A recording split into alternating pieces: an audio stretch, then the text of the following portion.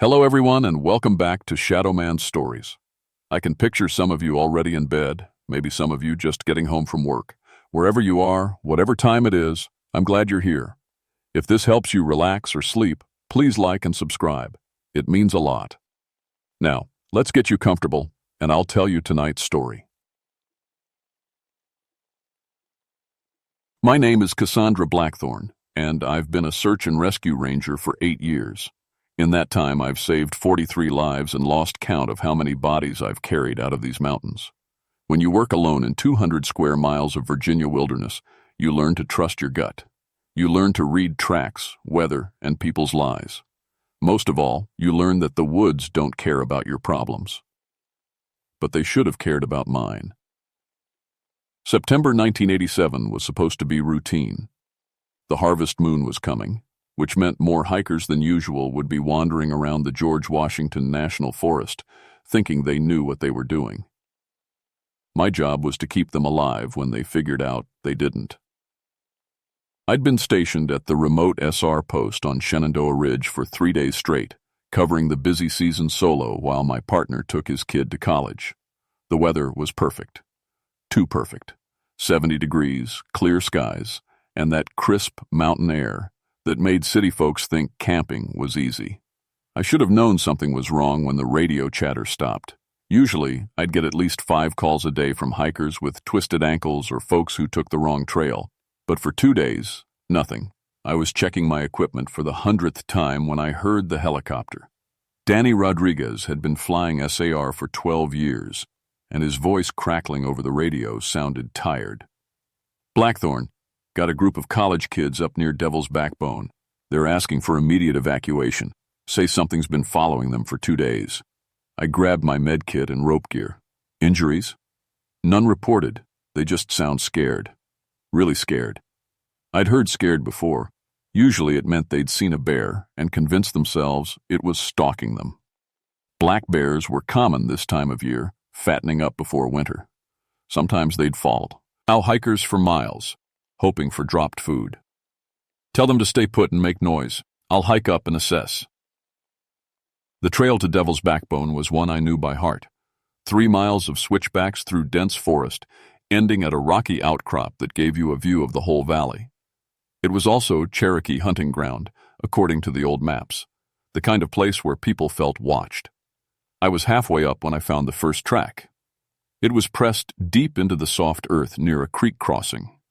At first glance, it looked human, but humans don't have feet 18 inches long. The toes were thick and spread wide, like someone had been walking barefoot for years.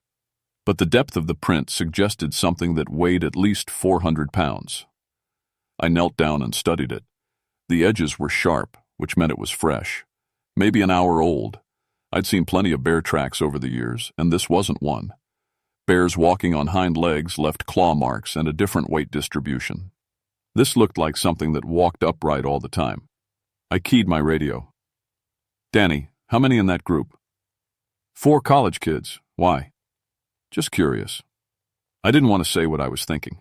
In 8 years of SAR work, I'd heard every Bigfoot story in the book. Hikers saw shadows and turned them into monsters. They heard elk bugling and called it howling. They found bear scat and swore it was too big for any normal animal. I used to tell them the truth. Bigfoot was just scared people with overactive imaginations.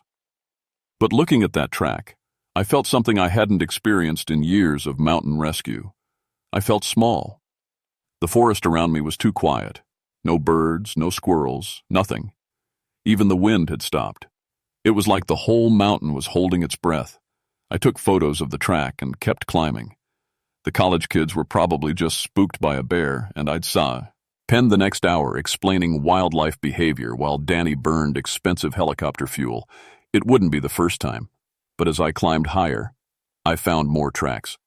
Not just one set, at least 3 different individuals, all moving in the same direction, all heading toward Devil's Backbone, all following the same path the college kids would have taken. I found the college kids huddled together on the rocky outcrop like sheep waiting for wolves. 2 boys and 2 girls, maybe 20 years old, with expensive gear they barely knew how to use. They looked like they hadn't slept in days. The tallest kid, who introduced himself as Marcus, kept looking over his shoulder at the tree line. "Thank God you're here. We need to get off this mountain right now." "What's the problem?" I asked, setting down my pack and pulling out my assessment forms. Standard protocol was to document everything, even if it was just a case of first-time camper nerves. "Something's been following us," said one of the girls. Her name was Sarah, and her hands shook when she talked. "For 2 days. We hear it moving through the trees at night. And the sounds it makes." "What kind of sounds?"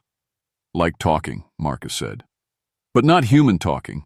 More like they're planning something." "They?" I kept my expression neutral. "Tell me exactly what happened." The story came out in pieces. They'd been camping near Piney River when they first heard the sounds, deep vocalizations echoing through the forest after dark. The next morning they found their campsite had been searched while they slept. Nothing was missing, but their food had been opened and examined. Packages torn open carefully, then resealed. "Bears will do that," I explained. "They're curious about new smells." "Bears don't stack rocks," said the other girl, Amy. "We found cairns all around our camp, like markers." That got my attention. Cairns were trail markers made by stacking stones. Hikers used them to mark routes or indicate water sources. But animals didn't build them. "Show me," I said. Marcus pulled out a disposable camera and showed me the photos they'd taken. Sure enough, there were neat stacks of stones arranged in a rough circle around their campsite. Each cairn was about 3 feet high and built with a precision that took real intelligence. "Could be other hikers," I said, though I didn't believe it. The area where they'd camped was off the main trails. Most people never made it that far. "That's what we thought," Sarah said, "until last night." They'd been trying to hike out when darkness caught them. Instead of camping again, they'd decided to keep moving by moonlight. That's when they saw them. 3 of them, Marcus whispered, moving through the trees parallel to the trail. They were keeping pace with us, staying just out of sight, but we could see them when the moon was bright enough. "What did they look like?" The 4 kids exchanged glances. Finally, Amy spoke up. "Like people, but wrong. Too tall, too broad. And they moved different. Like they knew the forest better than we knew our own backyard." I'd heard variations of this story dozens of times. Tired hikers, unfamiliar terrain, shadows that looked like something they weren't. But the cairns bothered me, and the tracks I'd found coming up the mountain. "Did you see them clearly?" "Clear enough," Marcus said. "They're covered in dark hair, 7, maybe 8 feet tall, and their eyes reflect light like an animal's." My radio crackled. Danny's voice cut through the static. "Blackthorn, what's your ETA on that evac? Weather's moving in from the west." I looked at the sky. Still clear, but Danny was right. There were clouds building on the horizon. We had maybe 2 hours before conditions got dicey for helicopter operations. "Give me 30 minutes to assess," I radioed back. "These kids might be dealing with more than they can handle." I spent the next 20 minutes taking statements and checking their gear. Everything looked normal except for one thing. Their compass readings were off. All 4 of them had been navigating with different compasses, and all showed magnetic deviation that shouldn't exist in this area. "When did you first notice the compass problems?" I asked. "Yesterday morning," Sarah said. "Right after we found the cairns. It's like something's interfering with them." That's when I heard it. A sound echoing up from the valley below. Deep and resonant, like a foghorn, but with more complexity. It lasted about 10 seconds, then stopped. A few seconds later, an answer came from a different direction. Then another. The college kids went pale. "That's them," Marcus whispered.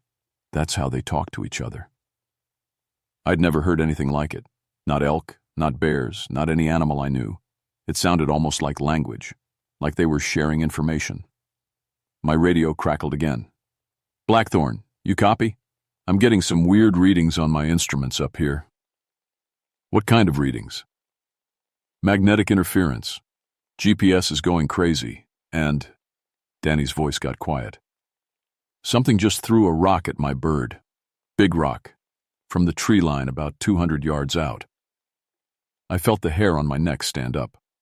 A thrown rock suggested intelligence and intent. Animals might knock stones loose, but they didn't throw them with accuracy at specific targets. Danny, can you still maintain position for evac? Yeah, but I don't like it. Something down there knows I'm here and doesn't want me around. I looked at the 4 college kids. They weren't lying about being followed. They weren't imagining the sounds or the cairns. And something had just demonstrated that it could accurately target a helicopter from 200 yards. Pack it up, I told them. We're leaving now. That's when the screaming started. The sound came from somewhere deep in the forest. Human voices, terrified and desperate. Multiple people calling for help. I grabbed my radio while scanning the tree line with binoculars. Danny, you getting this? Copy that. Sounds like it's coming from the north slope, maybe half a mile from your position. I could see smoke rising from that direction. A thin gray column that meant campfire, not wildfire. More hikers in trouble. I'm going to check it out, I told the college kids. You 4 stay here and keep that landing zone clear for Danny. Don't leave us alone, Sarah pleaded. But I was already moving. Those screams meant people were dying, and I'd taken an oath to respond to emergencies. I grabbed my med kit and started down the north slope at a run. The forest was still too quiet. Even with people screaming in the distance, I couldn't hear any birds or small animals. It was like everything with sense had already left the area. I found the camp 15 minutes later. 3 tents arranged around a cold fire pit, gear scattered everywhere like the occupants had left in a hurry. But no blood, no signs of violence, just another empty campsite with that same eerie wrongness I'd felt all day. The screaming had stopped. I called out, following Sarah protocol. Hello, this is Ranger Blackthorn with Search and Rescue. If you can hear me, respond. Nothing. I started examining the scene more carefully. The tents were high-end gear set up by people who knew what they were doing. Inside one, I found a wallet belonging to David Chen, age 34, from Richmond. A teacher, according to his school ID. The other tents belonged to 2 more adults, a married couple named Patterson. All their gear was still there. Food, clothes, sleeping bags, even their car keys. But no people. I was documenting the scene when I found the first sign of what had happened to them. Drag marks leading away from camp, heading deeper into the forest. Not the kind of marks a bear would make. These were systematic, like someone had grabbed the campers and pulled them away while they were still conscious and fighting. The drag marks led to a game trail I had never seen before, though I'd hiked this area dozens of times. It was too straight and too well maintained to be natural. More like something had been deliberately clearing a path through the forest. I followed it for about 100 yards before I found David Chen. What was left of him? He'd been arranged. That was the only word for it. His body was positioned at the base of a large oak tree, arms and legs spread in a specific pattern, like some kind of display. But the worst part was his face. The expression of absolute terror was frozen there, like he'd died looking at something that broke his mind. I'd seen plenty of death in 8 years of SAR work, heart attacks, falls, hypothermia, even the occasional bear mauling. But I'd never seen anything like this. Whatever killed David Chen had taken its time. My radio crackled. Blackthorn, report your status. I keyed the mic with shaking hands. Danny, we've got multiple casualties. I need you to contact state police immediately. Copy that. What's the situation? Before I could answer, I heard movement in the trees around me. Not the random noise of animals, but the deliberate sound of something large moving with purpose. Multiple somethings. I drew my sidearm, a .357 revolver that had always made me feel secure in bear country. Now it felt like a toy. The movement stopped. I could feel them watching me. Multiple sets of eyes from different directions, studying my every move. The forest was so quiet I could hear my own heartbeat. Blackthorn, you copy? Danny's voice seemed incredibly far away. I copy, I whispered into the radio. But I think I'm in trouble here. That's when they started calling to each other again. those deep, resonant vocalizations coming from at least 4 different locations around me. It sounded like they were coordinating, sharing information about the human standing over their kill. I backed toward the game trail, keeping my gun ready. Whatever these things were, they were smart enough to surround me and patient enough to wait for the right moment to attack. The calling stopped. In the sudden silence, I could hear something else. The sound of the college kids screaming back at the landing zone. I ran. Branches whipped at my face as I crashed through the forest, abandoning all pretense of stealth. Behind me, I could hear them following, not trying to hide anymore, just the thunderous sound of large bodies moving fast through dense undergrowth. I burst out of the tree line at Devil's Backbone to find chaos. Danny's helicopter was on the ground, the rotor still spinning. But something was wrong with the aircraft. The windscreen was spiderwebbed with cracks, and Danny was slumped over the controls. The 4 college kids were huddled behind a boulder, screaming. "What happened?" I yelled over the rotor noise. "They threw rocks," Marcus shouted back. "Huge rocks! Hit the helicopter 3 times before Danny could land." I could see them now, standing just inside the tree line.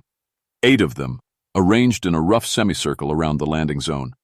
They were everything the college kids had described, and worse, massive bipedal figures covered in dark hair, at least 7 feet tall, with shoulders broader than any human's. Their eyes reflected the helicopter's lights like mirrors. And they were just standing there, watching us, waiting. Danny groaned and lifted his head. Blood was running down his face from a gash on his forehead. "Cass? That you?" "Can you fly?" I asked, helping him sit up. "Maybe, but not with all of you. Too much weight with the damage they did." I looked at the creatures surrounding us. They weren't attacking, which meant they were smart enough to know we were trapped. They could afford to wait. "How many can you take?" I asked. 3, maybe 4, if we strip out all the rescue gear. I made the hardest decision of my career. Take the kids. Get them out of here. "What about you?" I looked at those 8 pairs of glowy, nine eyes. At the intelligence behind them. At the way they'd systematically hunted and killed 3 experienced campers, then herded the college kids into a trap. "Someone needs to deal with this," I said.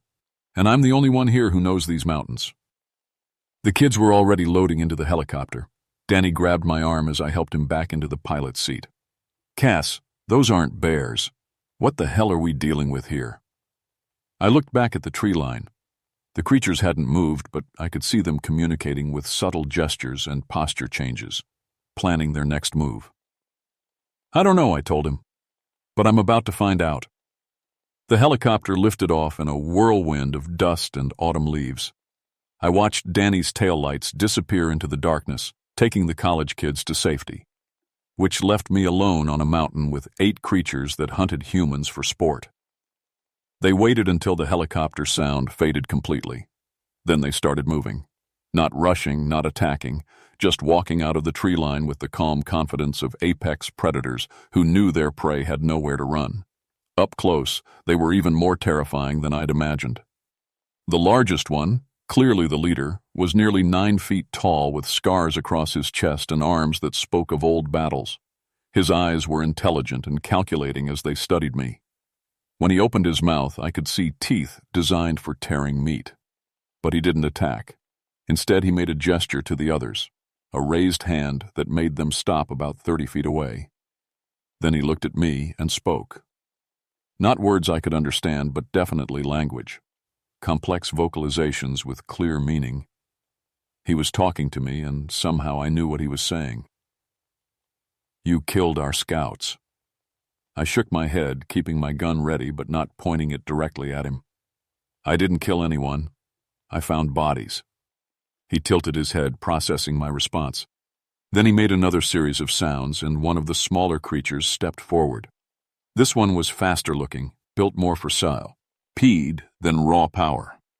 She moved with fluid grace as she approached, stopping just outside arm's reach. "Swift Shadow says you speak truth. But your kind killed our scouts, 3 of them with poison." Suddenly I understood. The missing hikers, David Chen and the Pattersons, hadn't been their victims. They'd been the killers. Somehow, 3 humans had managed to kill members of this pack, and now the survivors wanted revenge. "Where are the other humans?" I asked. "The ones from the camp?" The Alpha's expression grew darker. He gestured toward the forest, then drew a finger across his throat. "They paid for their crime, but debt remains. Your kind must learn respect." I was starting to understand the situation. These weren't mindless monsters. They were intelligent beings defending their territory from what they saw as invaders. The missing hikers had somehow killed 3 of their people, and now the pack wanted to send a message by making an example of anyone else they found in their hunting grounds. "I'm not your enemy," I said carefully. "I save people in these mountains. I don't hurt them." The Alpha studied me for a long moment. Then he made a decision that changed everything. "Prove it." He gestured to his pack, and they began forming a circle around us. Not to attack, to create an arena. The Alpha stepped into the center and beckoned me forward. "Challenge combat. You win. Your kind may pass safely through our territory during the light seasons. We win." He didn't need to finish the sentence. I looked at my options. Fight a 9-foot-tall creature with supernatural strength, or watch helplessly as they hunted down every hiker in the George Washington National Forest. Not much of a choice. I holstered my gun. Whatever was about to happen, this wasn't going to be won with bullets. This was about respect, territory, and proving that humans could be worthy opponents rather than just prey. The Alpha smiled, showing those terrible teeth. Then he charged. I'd been in fights before, domestic violence calls during my EMT days, drunk hikers who got aggressive, even a few bar brawls in my younger years. But nothing had prepared me for facing a creature that could probably bench press a small car. He moved faster than anything that size had a right to, but I had advantages too. I knew these rocks, knew every crack and ledge from years of rescue operations, and I had equipment. As he lunged for me, I dove to the side and came up with my climbing rope. 30 feet of kernmantle rope that could hold 2,000 pounds of dynamic load.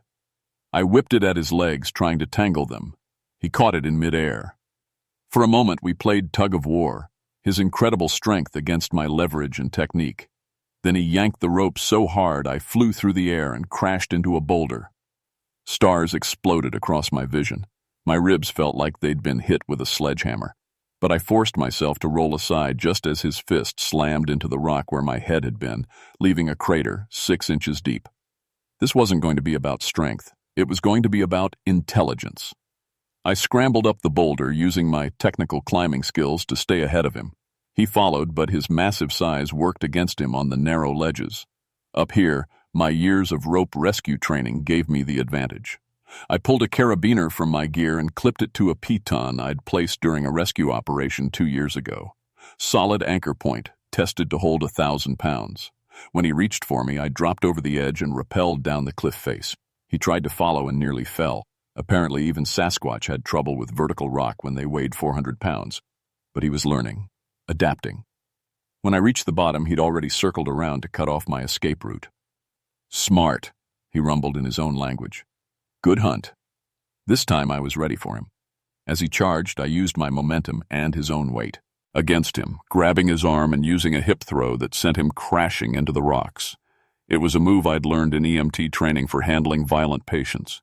He hit hard enough to shake the mountain, but he got back up. Now he was angry, and being angry made him sloppy.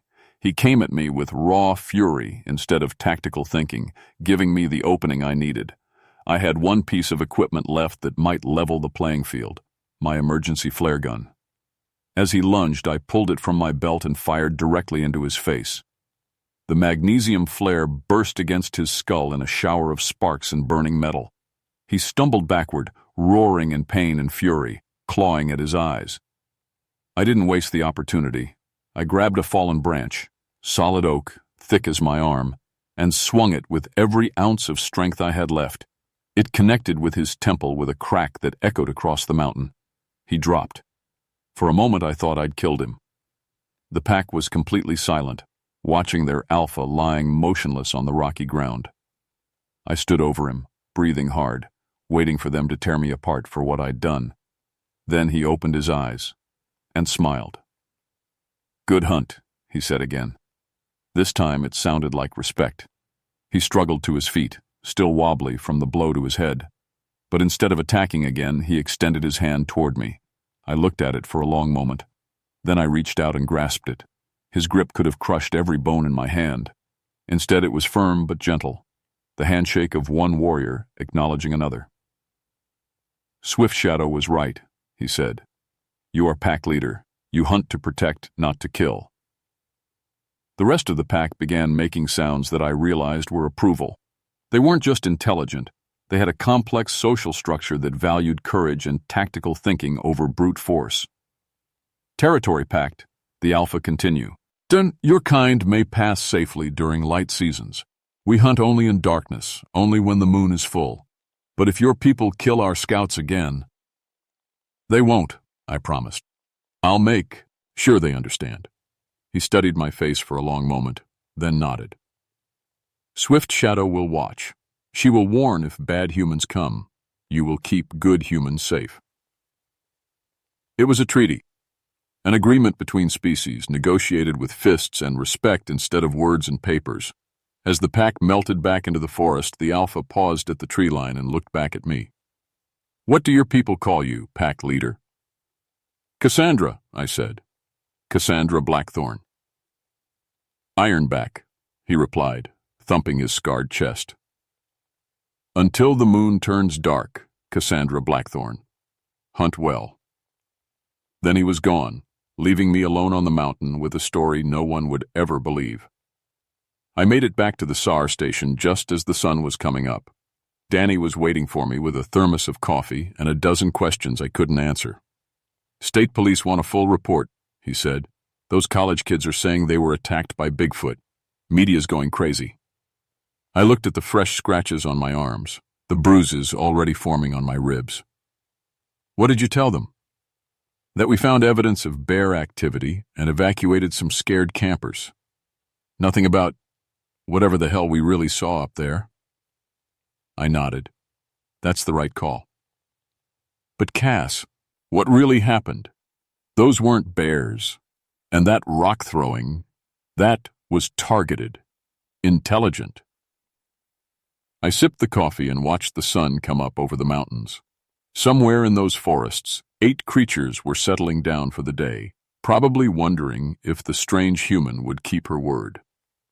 "There are old things in these mountains," I said finally. "Things that were here long before we started hiking trails and building ranger stations. Most of the time, we never cross paths. But sometimes they get territorial. Sometimes we forget that we're not the only intelligent species on this planet." Danny was quiet for a while. Well, finally, he asked the question I'd been dreading. "What happens now?" I thought about the pact I'd made with Ironback, about Swift Shadow watching from the trees, about my responsibility to keep both species safe from each other. "Now I do my job," I said, "but I do it a little differently." Over the next few months, I developed new protocols. I started paying more attention to lunar cycles when scheduling patrols. I began routing hikers away from certain areas during full moon periods. When campers reported unusual sounds or signs, I took them seriously and relocated them immediately. Most importantly, I started learning. Swift Shadow kept her word. She became my early warning system, appearing just often enough to let me know when problems were brewing. A pile of stones arranged just so meant dangerous weather coming. Broken branches in specific patterns meant other predators in the area, the kind that were genuinely dangerous to humans. In return, I kept the hikers away from the pack's core territory during their hunting seasons.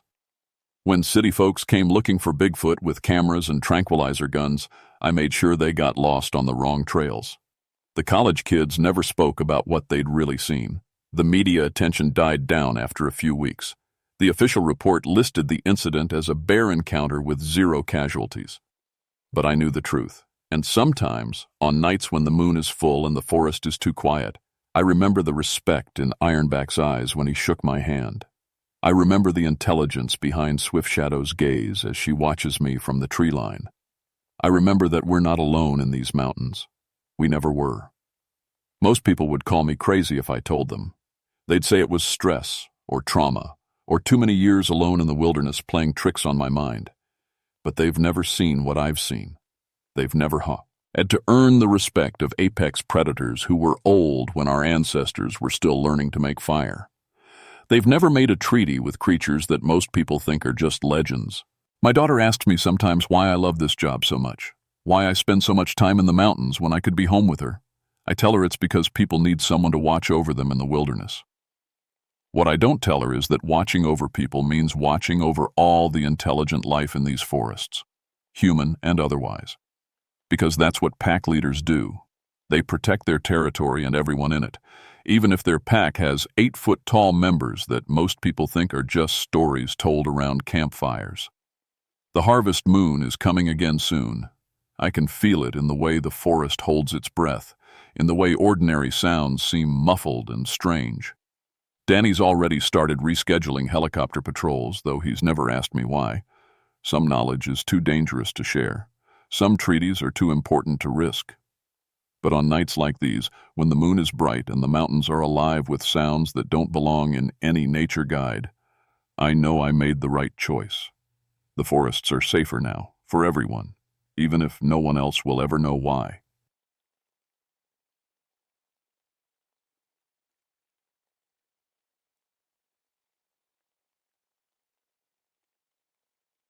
My name is Delilah Thornbrook, and I've spent 12 years as a park ranger in the Great Smoky Mountains. I know every trail, every cabin, and every story people tell about this place. Most of those stories are just made-up tales to scare tourists or sell postcards in the gift shop. At least, that's what I used to think. I work in Cades Cove, where old cabins from the 1800s sit in a valley surrounded by mountains. My job is to keep these buildings safe and teach visitors about how people lived long ago. I have a master's degree in Appalachian studies, which means I know a lot about mountain history. I've never been married, never had kids of my own, but I love taking care of these old places. They're like my children, in a way. It was October 1974, and we were fixing up some of the cabins that hadn't been touched in years. The weather was strange that month, way too warm for fall. The leaves should have been turning colors and falling, but everything stayed green like it was still summer. Even the old-timers said they'd never seen anything like it. The construction crew had been working on the Elijah Oliver cabin for 3 weeks. It's one of the oldest buildings in the cove, built in the 1820s.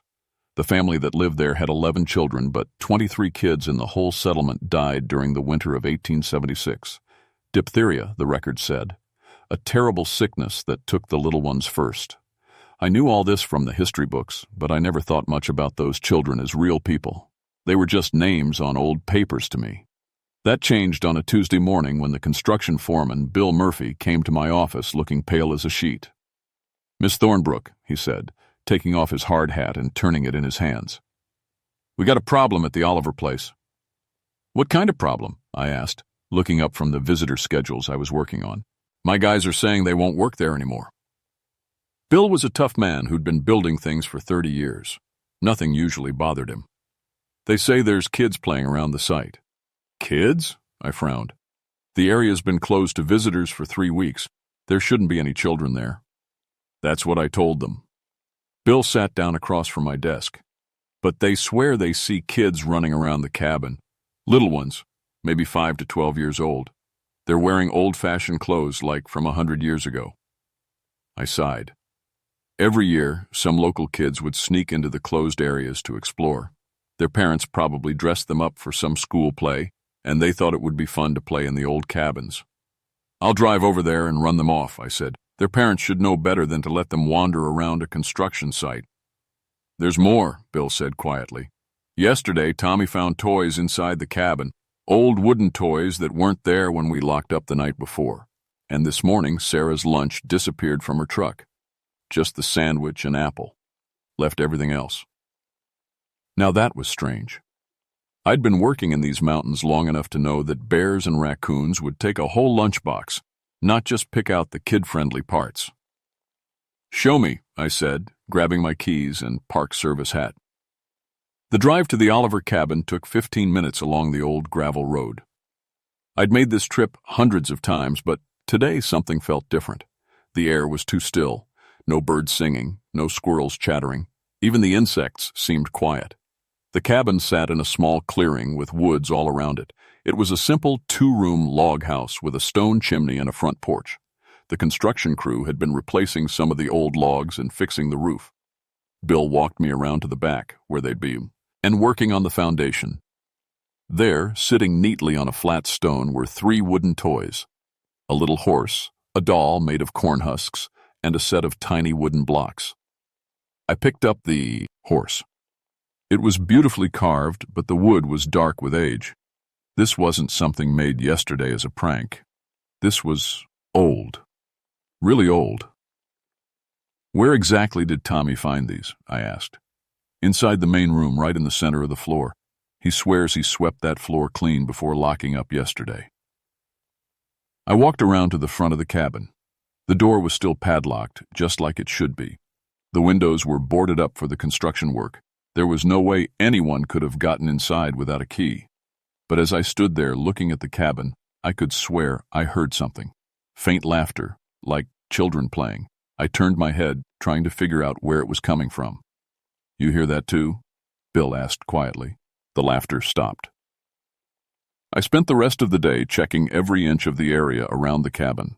I looked for footprints, broken branches, any sign that modern children had been playing there. I found nothing.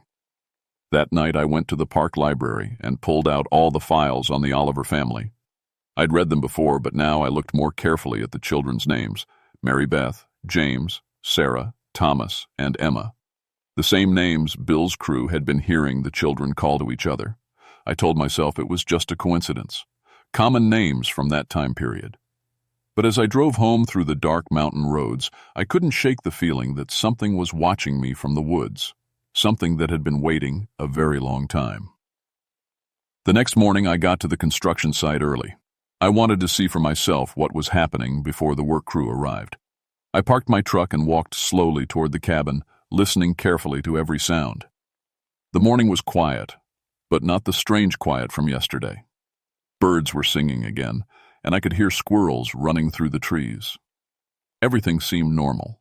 I unlocked the cabin door and stepped inside. The main room was empty except for the construction tools and materials. No toys on the floor, no sign that anyone had been there. But something felt wrong. The air inside was too cold. October in Tennessee should have been cool, but not cold enough to see my breath, which I could. I walked to the back room, and that's when I heard it clearly for the first time. Children's voices, speaking in the old mountain way my grandmother used to talk. "She's the history lady," said a young girl's voice.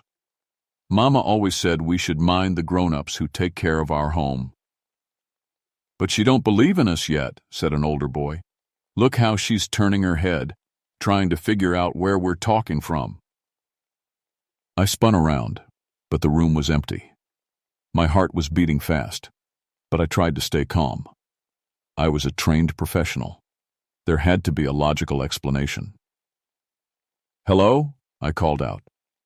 "If someone's in here, please come out. I just want to talk." Giggling came from the main room.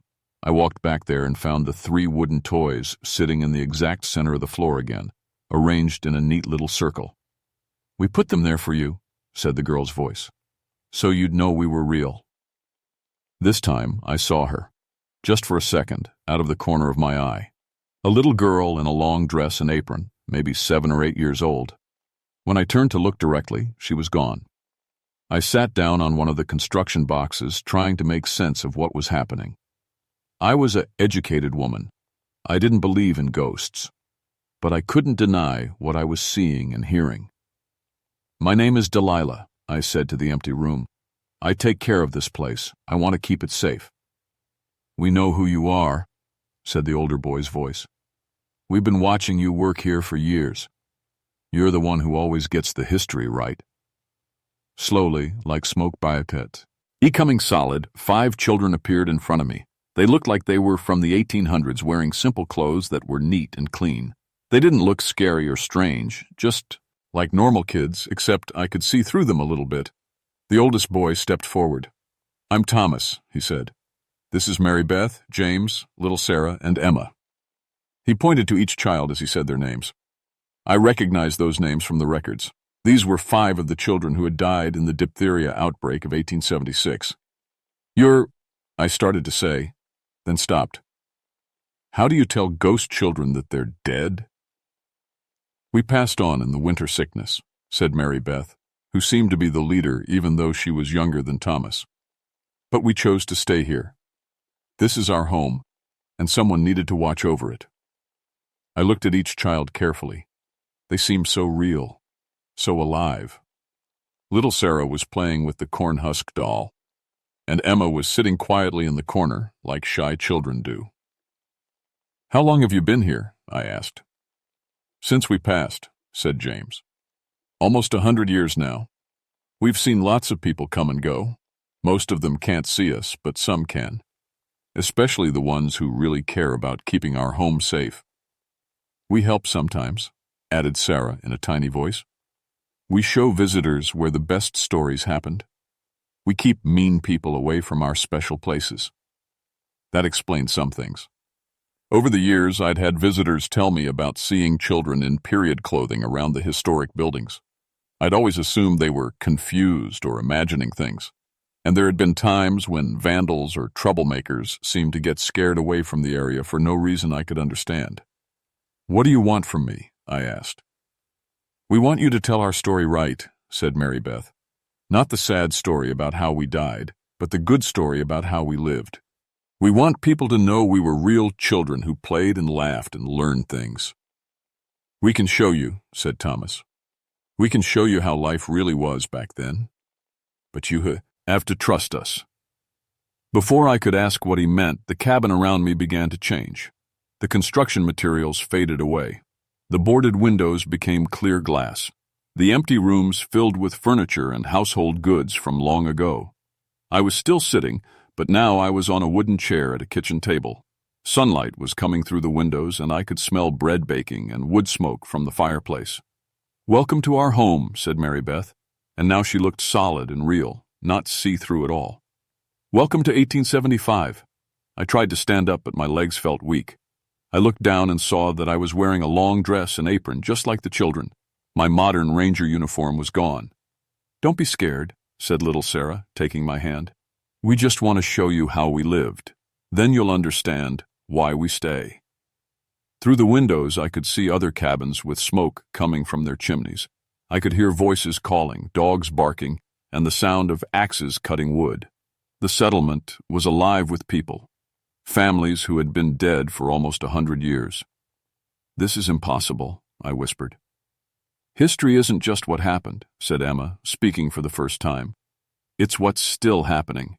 Some things are too important to let die." A woman's voice called from outside. "Children, come help me with the washing." "That's our mama," said James with a big smile. "She's been waiting to meet you." The children ran toward the door, and without thinking, I followed them. But as soon as I stepped outside, everything changed back. I was standing in front of the empty cabin in my ranger uniform, holding the wooden horse toy. The children were gone. The construction site was quiet. It was like nothing had happened at all.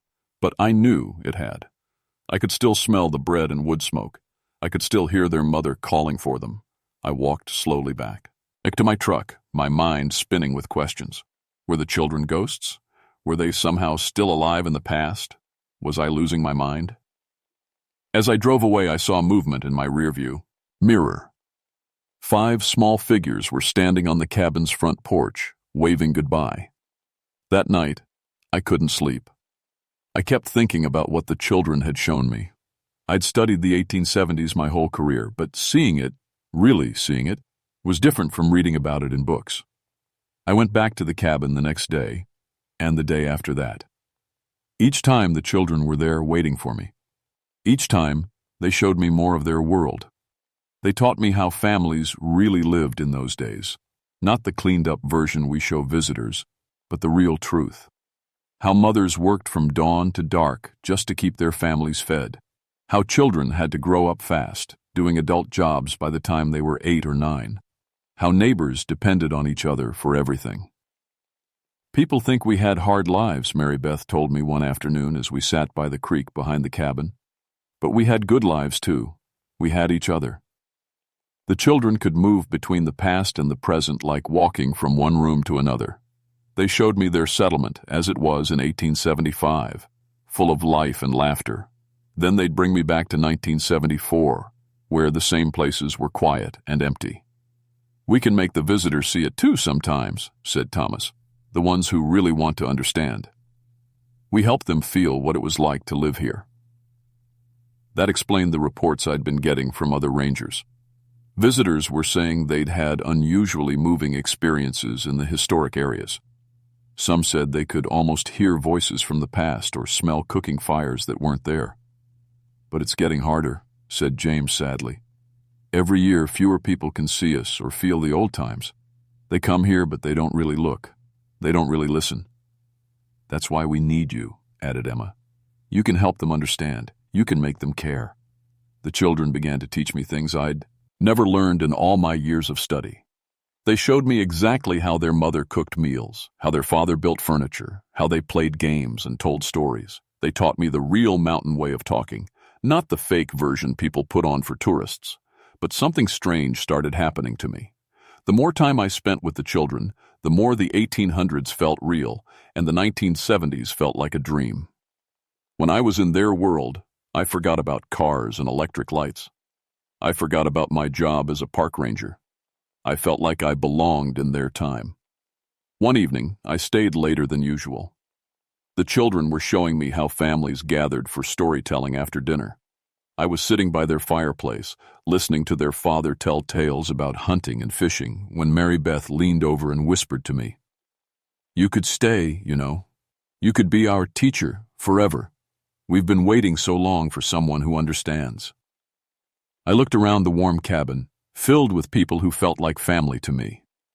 Outside, I knew, was my empty house and my job full of paperwork and tourists who didn't really care about history.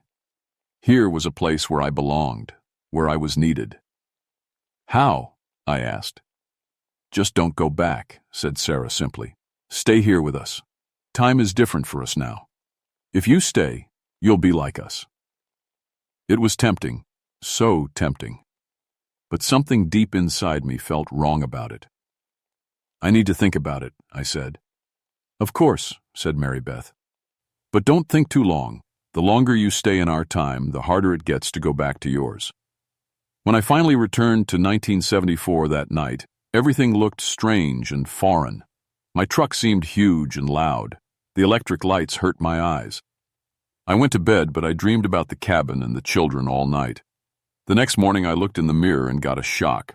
I looked older, but not in a normal way. I looked faded, like an old photograph. And when I tried to remember details about my modern life, they seemed fuzzy and unimportant. I was changing. The children weren't just showing me the past, they were pulling me into it. I went to work, but I couldn't concentrate. I kept thinking about the warm cabin and the children who wanted me to be their teacher. Modern life seemed cold and meaningless compared to the richness of their world. That afternoon I drove back to the cabin. The children were waiting for me on the porch. "Have you decided?" asked Mary Beth hopefully. I looked at their sweet faces, and I almost said yes. But then I noticed something that made me freeze. Behind them, through the cabin window, I could see other people, adults in old-fashioned clothes moving around inside the cabin. But these adults looked different from the children. They looked sad and empty, like they were sleepwalking. "Who are those people?" I asked. The children glanced back nervously. "Other people who chose to stay," said Thomas quietly. "Other people who wanted to help us." "What happened to them?" The children didn't answer. They didn't need to. I understood. Those people had been like me, historians, teachers, people who loved the past so much they chose to stay in it forever. But staying had cost them something important. They'd lost themselves. "I can't stay," I said firmly. "I have a job to do in my own time." The children's faces fell. Mary Beth stepped forward, and for the first time she looked angry instead of sweet. "But we need you," she said. "We've been alone for so long. You're the first person in years who really sees us, really understands us."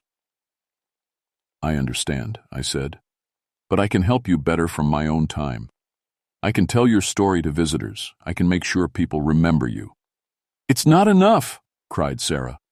And suddenly she didn't look like a sweet little girl anymore. She looked desperate and frightened. "People forget. They always forget. That's why we need you to stay." The world around me began to shift.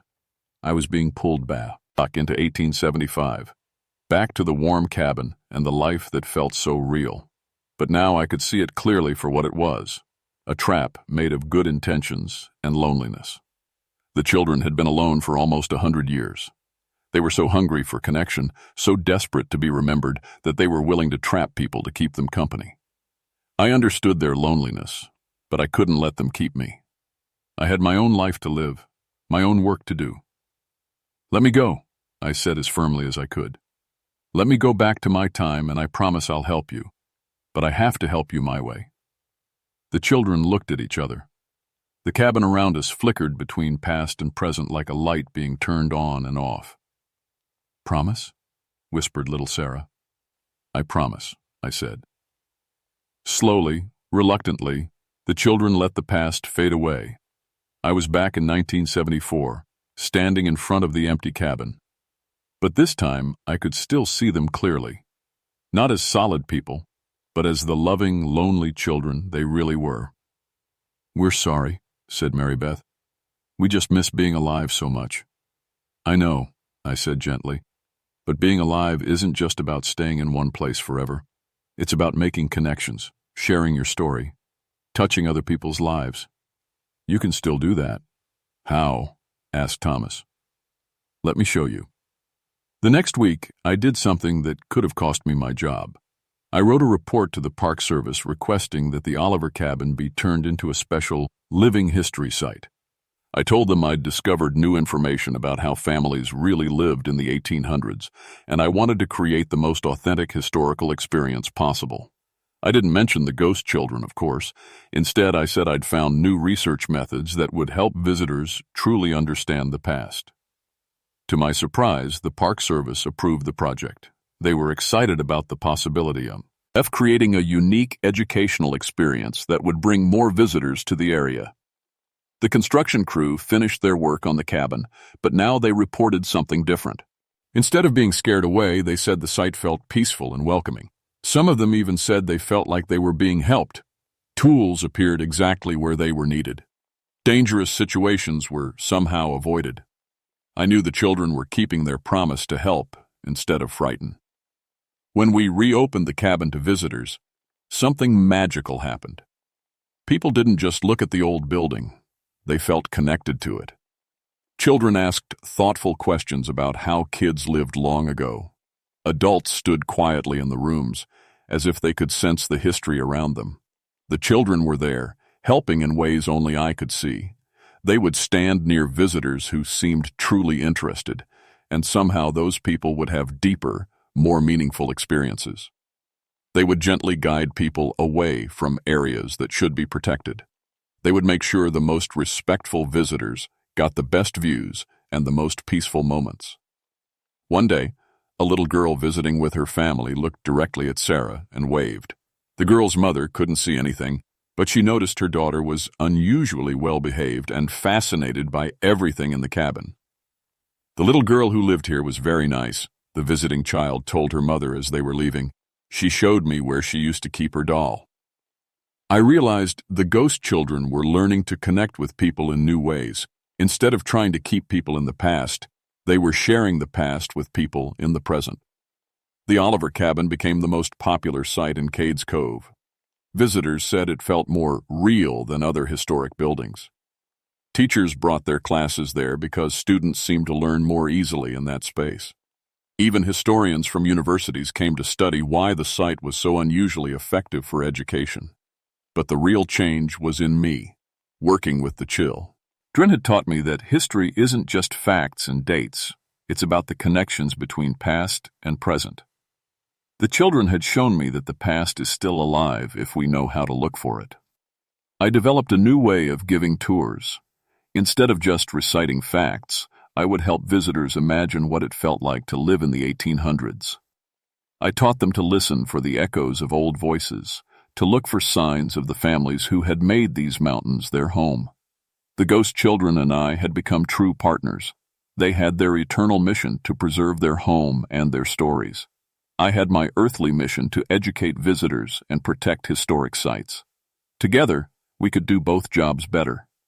But late one evening, as I was locking up the cabin after a particularly busy day, Mary Beth appeared beside me. "Thank you," she said quietly, "for helping us find a new way to be remembered." "Thank you for teaching me what history really means," I replied. "Will you keep working with us?" asked Thomas, appearing with the other children. "As long as you need me," I promised.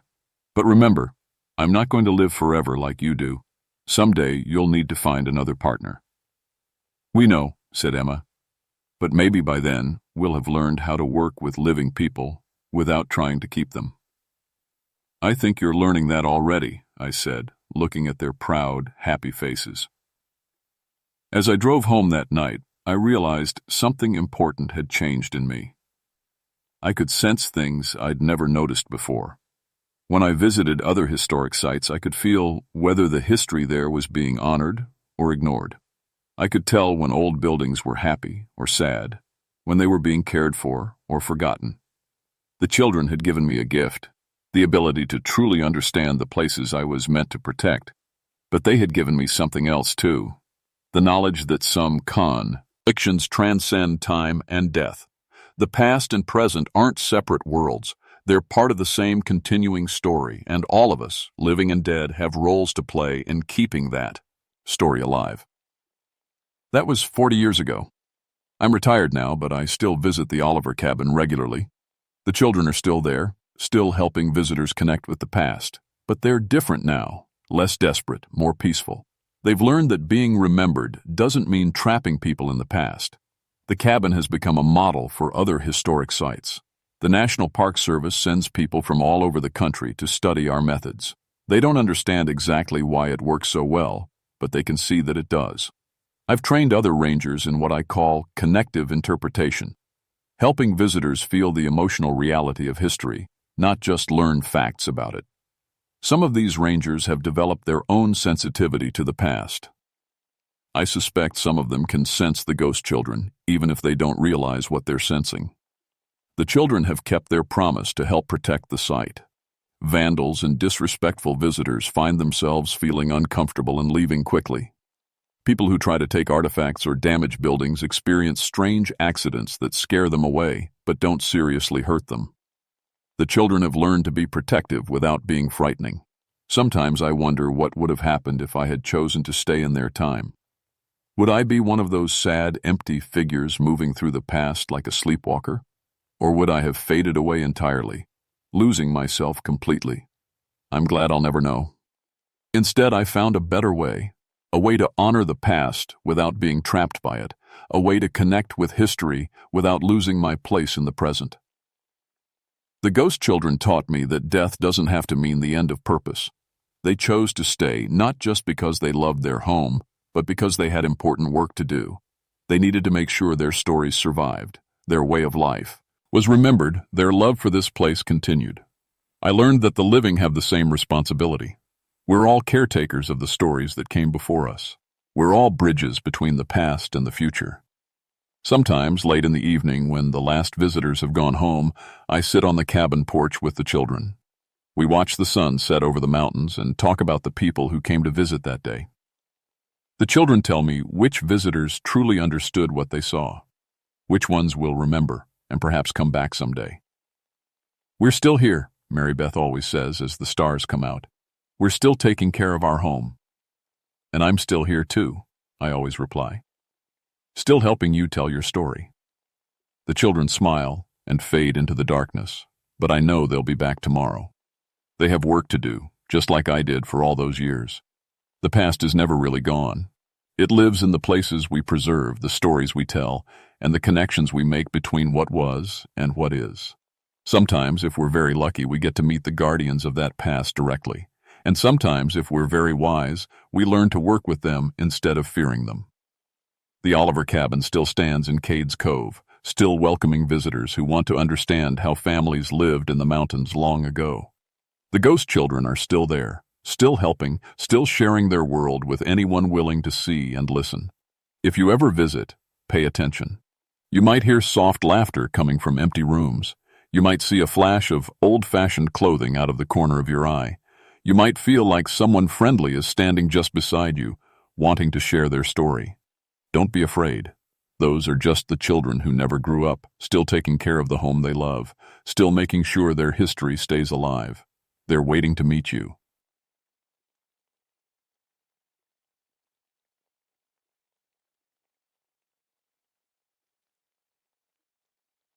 My name is Jonathan Ravenshollow, and I need to tell you about what happened in Millbrook Hollow 3 years ago. I'm a park ranger now, but back then I worked as a cultural preservation officer for the George Washington National Forest. I had a PhD in anthropology and thought I understood mountain folk and their ways. I was wrong about everything. It started in September 1983 when I got a letter written on cream-colored paper in careful handwriting. The envelope smelled like wood smoke and dried herbs.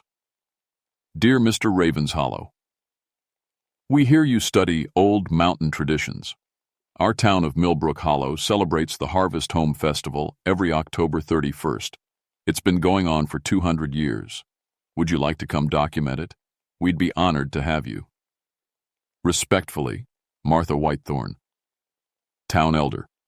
I'd never heard of Millbrook Hollow, which was strange. I knew every settlement in the Shenandoah Valley, or thought I did. When I checked my maps, I found it tucked deep in a fold between two ridges connected to the outside world by a single dirt road. The drive up took 3 hours on winding mountain paths. My Jeep's radio crackled with static as I climbed higher until only silence came through the speakers. The trees pressed close to the road, their branches forming a tunnel overhead. Even in daylight, it felt like driving through a cave. Millbrook Hollow sat in a perfect circle of cleared land, surrounded by mountains like the walls of a bowl. Neat wooden houses lined a single main street. Gardens full of pumpkins and corn stretched behind every home. Smoke rose from chimneys, and children played in the dusty road. It looked like a postcard from 1883, not 1983. I parked near a white church with a tall steeple and stepped out. The air felt thick and still. No wind moved the leaves. No birds sang. The only sounds were my footsteps and the distant voices of playing chaz. Ildren.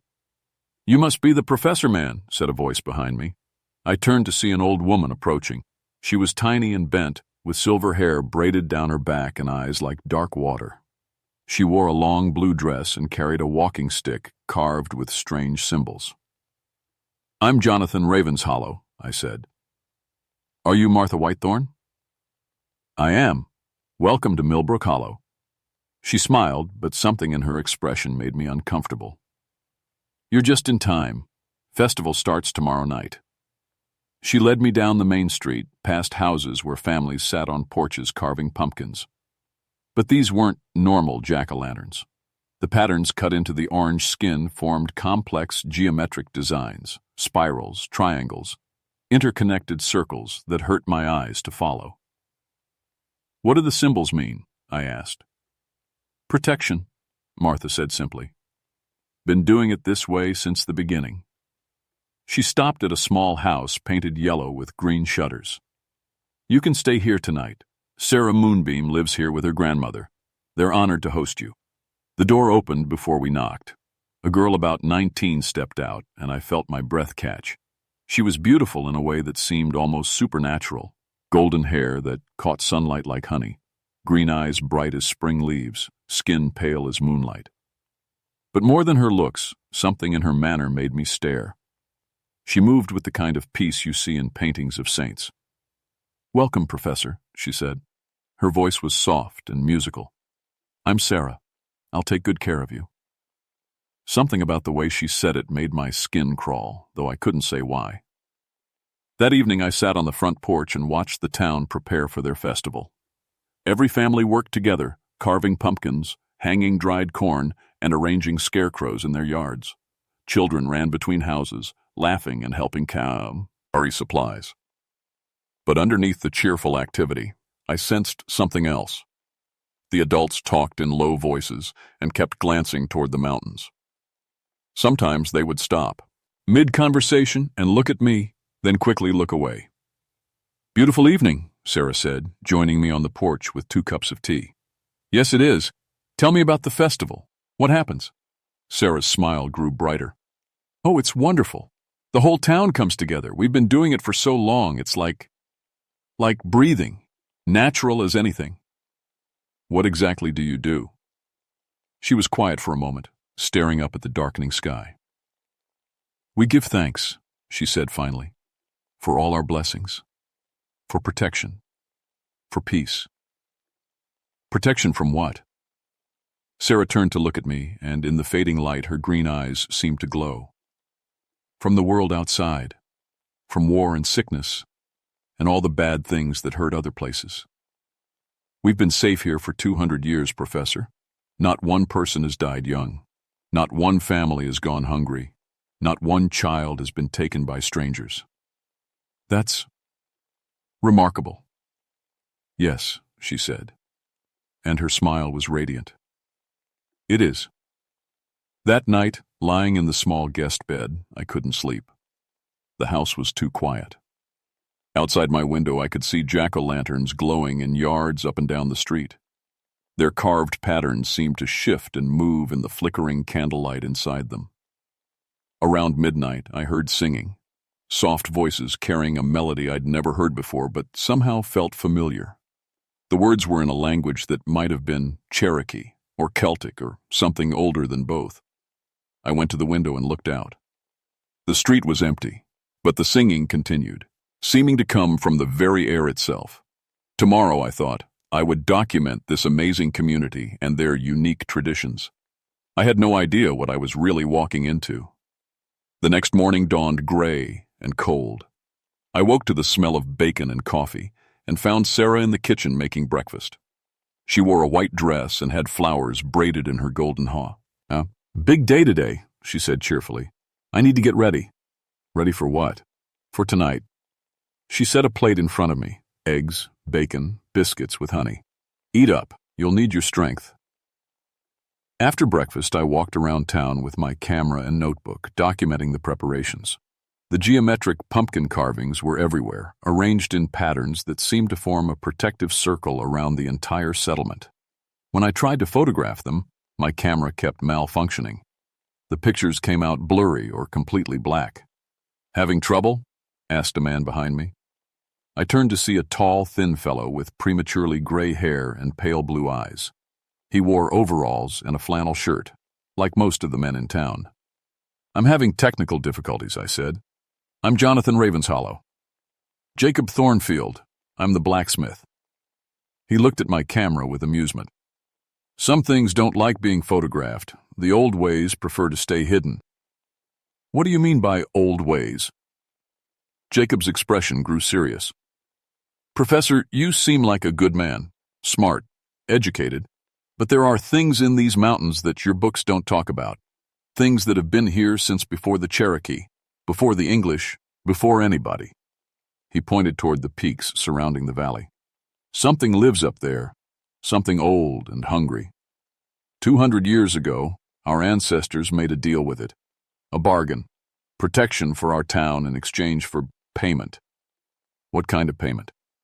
Jacob studied my face carefully. "You really want to know?" Before I could answer, a bell began ringing from the church steeple.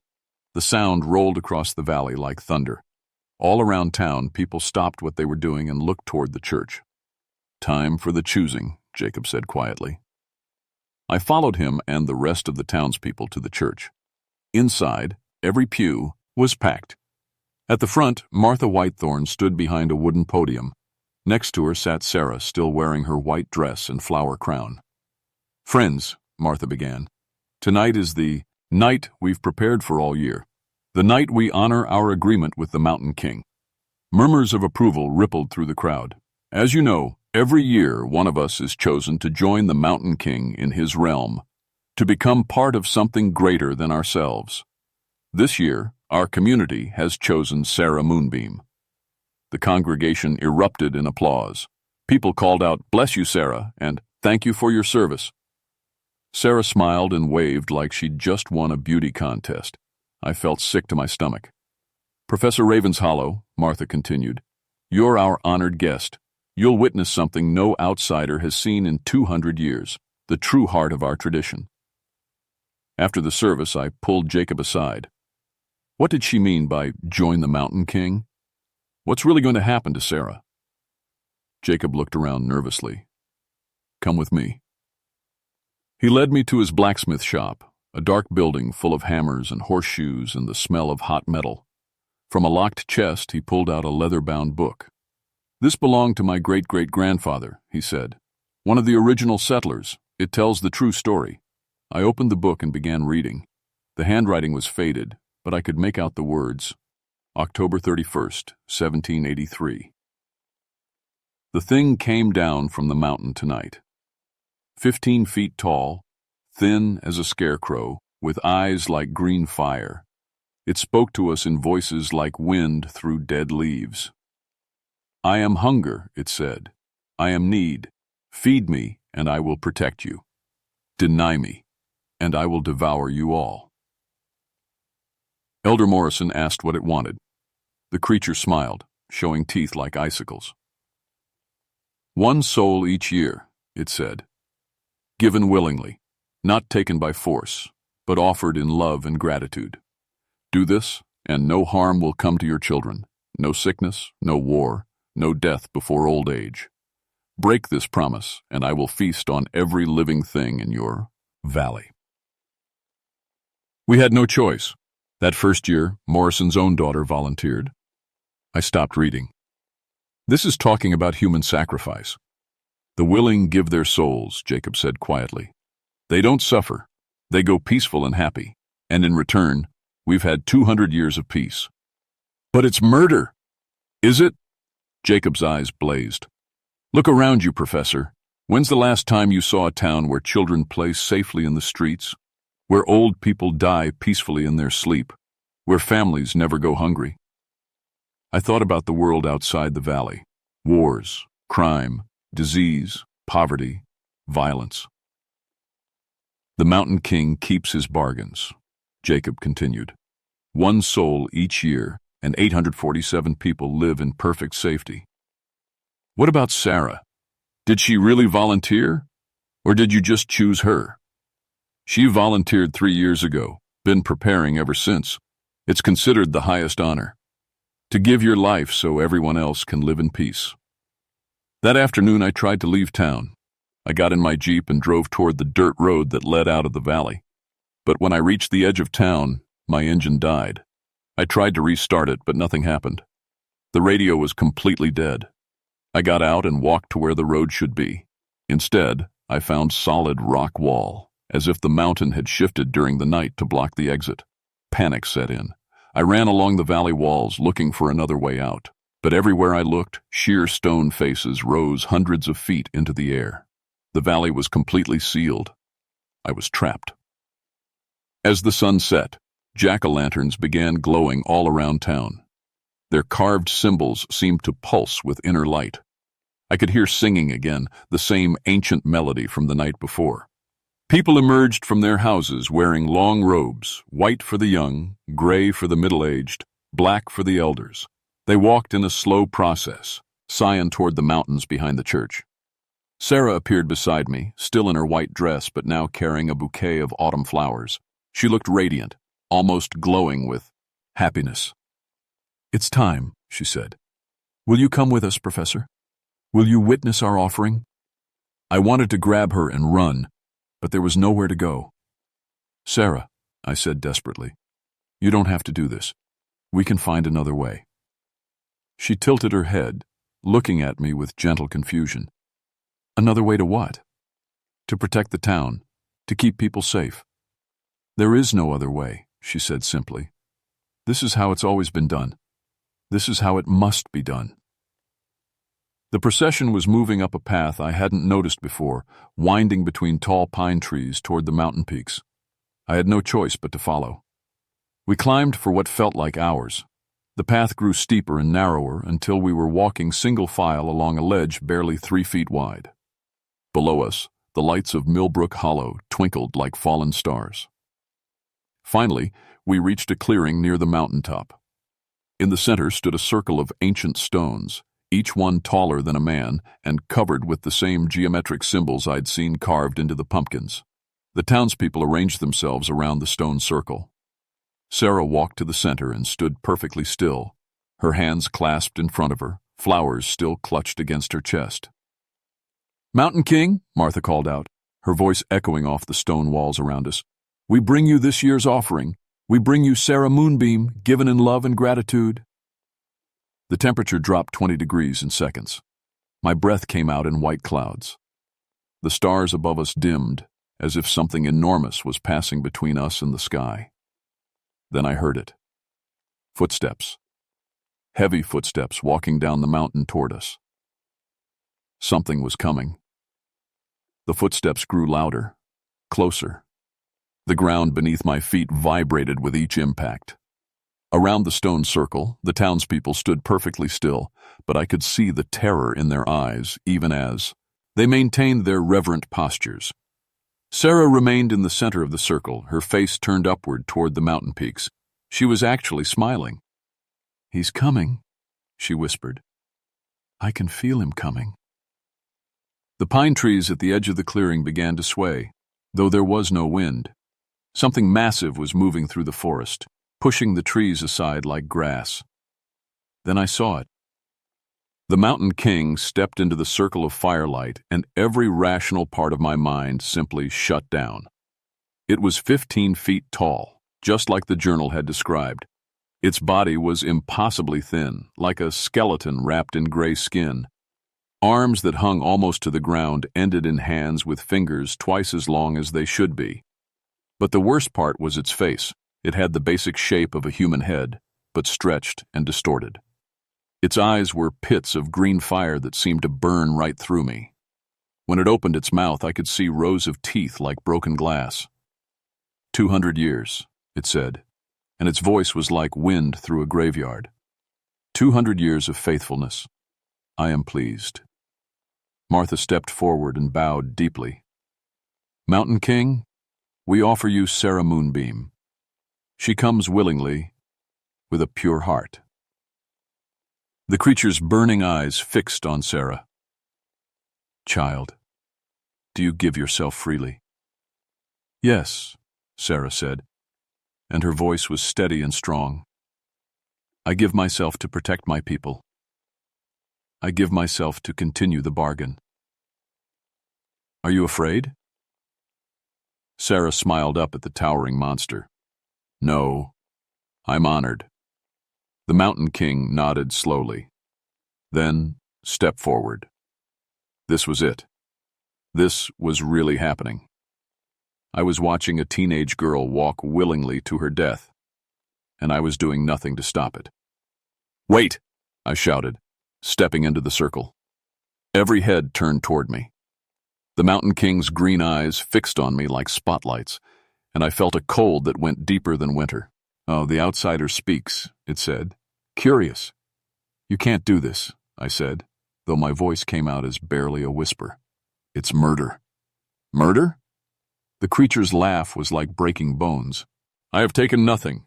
She gives herself freely. Because you've brainwashed these people. You've terrorized them into sacrificing their children." The Mountain King moved toward me with liquid grace, covering 10 feet in a single step. Its face loomed above me, green fire burning in its eye sockets. "Terrorized?" it said. "Look around you, scholar. Look at their town. Tell me what you see." Against my will, I found myself remembering Millbrook Hollow. The neat houses, the happy children, the peaceful streets. No crime, no poverty, no sickness. Paradise bought with blood. "I see what you've given them," I admitted. "But the price is one life to save hundreds, one death to prevent thousands. Is this not wisdom? It's evil. The creature studied me with those burning eyes. Evil? When I came to this valley 200 years ago, do you know what I found? Settlers dying of disease, starving through harsh winters, living in fear of attack from wild animals and hostile tribes. Children dead before they could walk. Mothers weeping over graves. Its voice dropped to a whisper. I offered them paradise, safety, peace, prosperity. All for the small price of one willing soul each year. They accepted. They have thrived. But Sarah will join me in a realm beyond pain, beyond fear, beyond death itself. She will become part of something eternal and beautiful. Is this such a terrible fate? I looked at Sarah. She was listening to this conversation with calm interest, as if we were discussing the weather. Professor, she said gently, I've known about this since I was 16. I've had 3 years to prepare, to make peace with it. This isn't something being done to me. It's something I'm choosing to do. But you're 19 years old. You have your whole life ahead of you. Yes, she agreed, and I'm choosing to give that life to protect everyone I love. How is Tamerun different from a soldier dying in war, or a mother sacrificing herself to save her child? I couldn't answer that. The Mountain King moved back to Sarah. Enough delay. The moon reaches its peak. It is time. Sarah walked forward until she stood directly in front of the creature.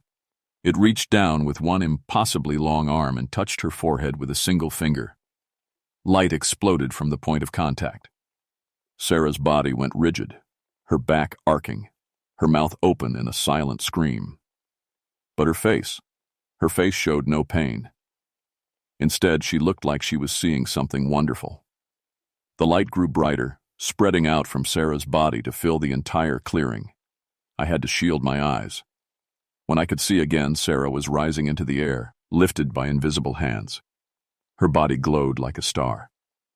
I see, she whispered, her voice filled with wonder. I see everything. It's beautiful. It's so beautiful. The Mountain King opened its mouth wide, wider than should have been possible. A stream of pure light flowed from Sarah's glowing form into the creature's throat. Not light, I realized. Her soul, her essence, everything that made her Sarah. Her body gently settled to the ground, empty but peaceful. She looked like she was sleeping with a smile on her lips. The Mountain King straightened, and I could swear it looked younger somehow, more alive. It is done, it said. Another year of peace for your people. Another year of protection. It turned those green eyes on me one last time. Scholar, you have seen the truth of our bargain. Will you carry this knowledge wisely? Before I could answer, it melted back into the shadows between the trees. In seconds, it was gone, as if it had never been there. The townspeople began moving, but not in panic or grief. They picked up Sarah's body with reverent care and began the long walk back down the mountain. Nobody was crying. Nobody seemed upset. They were already discussing next year's volunteer. Back in town, they laid Sarah's body in the church. She looked peaceful, like she'd simply fallen asleep. People came by all night to pay their respects, bringing flowers and sharing happy memories of her life. I sat alone in the house where I'd been staying, trying to make sense of what I'd witnessed. Murder? Sacrifice? Suicide? Or something else entirely? Around dawn, Martha Whitethorn knocked on the door. May I come in, Professor? I let her in. She sat across from me at the kitchen table, looking older and more tired than she had the day before. You have questions, she said. A few thousand. She smiled grimly. Ask. How long has this been going on? Really? 200 years, exactly as I told you. My ancestor, Mary Whitethorn, was the third to volunteer. I have her journal. Would you like to read it? She produced another leather-bound book from her bag. I opened it to a random page. I go to the Mountain King with joy in my heart. My sacrifice will protect my children and their children for generations to come. What greater purpose could a life serve? They all volunteered? I asked. Every single one. We don't choose. We wait for someone to volunteer and we accept their gift. But how can you be sure they're really willing? Maybe they feel pressured. Professor, Martha's voice was firm. I volunteered 40 years ago.